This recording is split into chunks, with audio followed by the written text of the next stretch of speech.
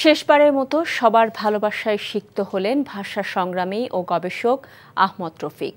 কেন্দ্রীয় শহীদ মিনারে তার প্রতি শ্রদ্ধা জানান সাধারণ মানুষ, সাংস্কৃতিক কর্মী, সাহিত্যিক, রাজনীতিক সহ বিভিন্ন শ্রেণী পেশার মানুষ। সাধারণের কাছে অসাধারণ শ্রদ্ধার মানুষ আহমদ রফিক ৯৬ বছর বয়সে চলে গেলেন। রেখে গেছেন বাংলা ভাষার প্রতি তার সংগ্রামের অবিস্মরণীয় স্মৃতিময় ডায়েরি। আহমদ রফিকের শেষ বিদায়ের কথা জানাচ্ছেন সাদরিনা খন্দকার।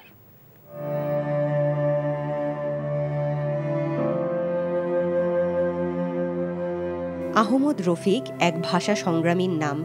৯৬ বছরের দীর্ঘজীবন শুধু সংখ্যায় নয়, ছিল কর্মের।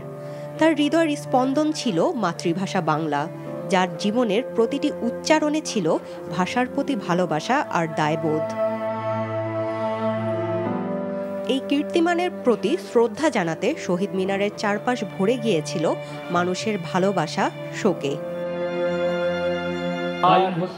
এই যে তারা আছেন বাংলাদেশ লেখক শিবির প্রয়াণ, সেটা আমাদের জন্য অপূরণীয় ক্ষতি। তার ঐতিহাসিক অবদানকে আমরা স্বীকৃতি দেই, এই জাতি স্বীকৃতি দেয় এবং তার কর্মের মধ্য দিয়ে তিনি জীবিত থাকবেন। সামগ্রিক মুক্তির মধ্যে নিজেকে দেখার মধ্য দিয়ে তার জীবনকে সম্পন্ন করেছেন, সেটা একটা পরবর্তী প্রজন্মের জন্য দৃষ্টান্ত। এসেছিলেন ভক্ত, অনুরাগী, সহকর্মীরা। দলমত নির্বিশেষে তার প্রতি আমাদের শ্রদ্ধা জারি রাখতে হবে। আমরা চাই যে আহমদ রফিকের সৃষ্টিগুলো যেন অক্ষুণ্ণ থাকে। নৈতিক দৃষ্টিভঙ্গি চারদিকে ছড়িয়ে দেওয়ার জন্য তৎপরতা, এই ব্যাপারগুলো আসলে আমাদের সমাজের একজন অত্যন্ত গুরুত্বপূর্ণ মানুষ হিসেবে তাকে বহুদিন স্মরণীয় করে রাখবে। উনি যে স্বপ্ন দেখেছিলেন সেই স্বপ্ন যেন আমরা পালন করতে পারি, সেই স্বপ্ন নিয়ে আমরা যেন চলতে পারি আর কি, দেশের মানুষের জন্য। এই ভাষা সংগ্রামীর লেখা প্রথম প্রকাশিত হয় ১৯৫৮ সালে শিল্প সংস্কৃতি জীবন, হয়ে ওঠে বাংলা ভাষা, সাহিত্য আর সংস্কৃতির অবিচ্ছেদ্য অংশ। তার রচিত ও সম্পাদিত গ্রন্থের সংখ্যা শতাধিক।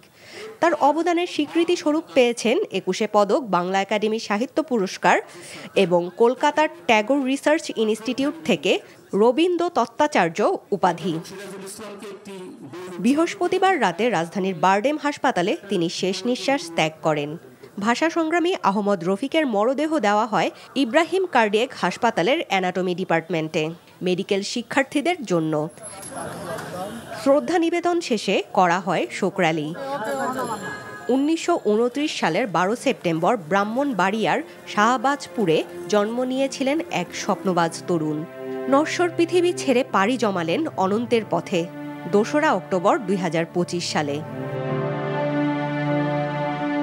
সাদরিনা খন্দকার, এনটিভি নিউজ, ঢাকা। বান্ডেল থাকলে প্রতি সেনমানিতে টাকা বাঁচবে।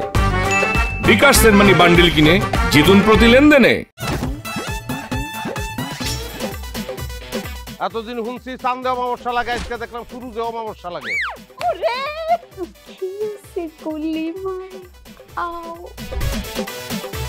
আপনার নামটা? আমার নাম লাবণ্য। এটা ধরেন। এইটা কি?